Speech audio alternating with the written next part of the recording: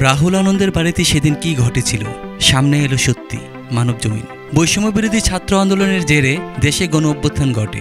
এরপর দেশের বিভিন্ন স্থানে ভাঙচুর ও অগ্নিসংযোগের ঘটনা ঘটে।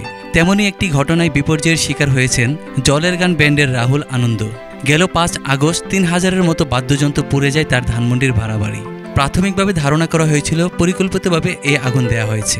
এক সাক্ষাৎকারে রাহুল আনন্দ জানান, স্ত্রী সন্তানকে নিয়ে এক কাপড়ে বাড়ি থেকে কোনো মতে বের হয়ে এসেছিলেন তিনি।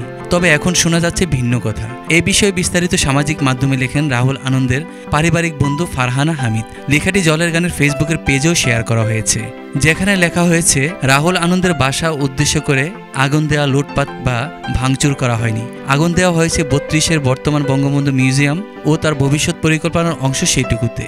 রাহুলদা একটা একতলা বাসায় ভাড়া থাকতেন। এক পাশে তাদের সংসার, অন্য পাশে জলের গানের স্টুডিও। সেই বাড়িটা ব্যক্তি মালিকানায় ছিল। ৩২-এর সেখানে আরও অনেক এমন বাসা আছে। রাহুলদা ও তার পরিবারের দুর্ভাগ্য, এই মায়াময় বাসাটা সুন্দর মিউজিয়ামের দেয়াল ঘেঁষে এবং সান্তরের পিছনে ছিল, তাই তার বাসাতেও আগুন দেওয়া হয়। রাহুলদাকে উদ্দেশ্য করে আগুন দিলে তারা এই পরিবারকে এভাবে বের হয়ে যাওয়ার সুযোগ দিত না, আর সুযোগ না দিলে সেই বাসা থেকে বের হওয়া অসম্ভব। রাহুলদার বাসায় আগুনের সঙ্গে রাহুলদার ধর্ম, বর্ণ, জাত, সংস্কৃতি এর কোনো সম্পর্ক নেই, তাই এ গুজব না ছড়ানোর অনুরোধ করছি। ওই পোস্টে আরও লেখা হয়, দেশের এই পরিস্থিতিতে যে কোনো গুজব ভয়াবহ রূপ নিতে পারে। আমরা সচেতন হই।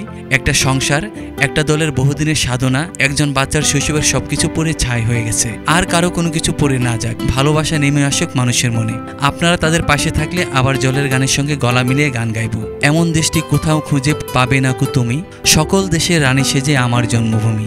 এছাড়াও ওই পোস্টে অনুরোধ করা হয়েছে, কারো কাছে জলের গানের কোনো বাদ্যযন্ত্র থাকলে যেন ফেরত দেওয়া হয়। লেখা হয়েছে, জলের গানের প্রতিটা বাদ্যযন্ত্র দীর্ঘ সময় নিয়ে হাতে বানানো এবং প্রায় সকলের চেনা। কোথাও কেউ কোনো কারণে খুঁজে পেলে তা ফেরত দেওয়ার অনুরোধ করছি।